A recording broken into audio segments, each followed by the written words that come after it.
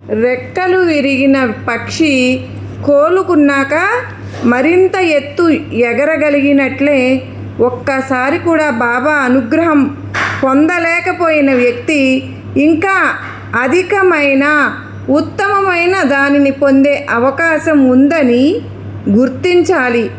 దానికి అచంచల విశ్వాసం కావాలి. అందుకే ఎప్పుడూ వెనుతిరగకూడదు, నిరాశ పడకూడదు, నిరుత్సాహపడకూడదు.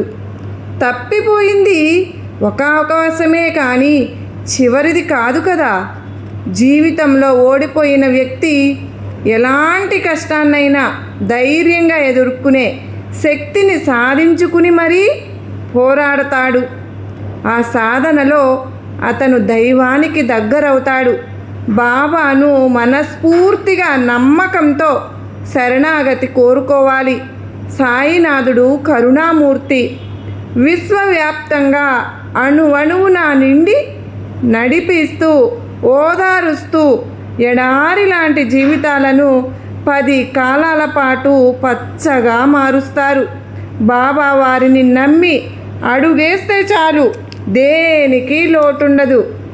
ఆ రోజు నుండి నేను రాత్రెప్పుడు అవుతుందని, బాబా నాతో కమ్మని కబుర్లు ఎప్పుడు చెబుతారు అని ఎదురు చూస్తూ ఉంటాను. నిదుర కాచి ఉంటాను. ప్రతిరోజు బాబా చెప్పే కథలెన్నో వింటాను. అల్లరి మానేశానని అమ్మ నన్ను మెచ్చుకుంది. అమ్మకేం తెలుసు, గమ్మత్తది బాబాలో ఉంది. ఎవరైనా ఎప్పుడైనా వింటే బాబా మాటలు నాలాగా అవ్వరా బంగారు మూటలు.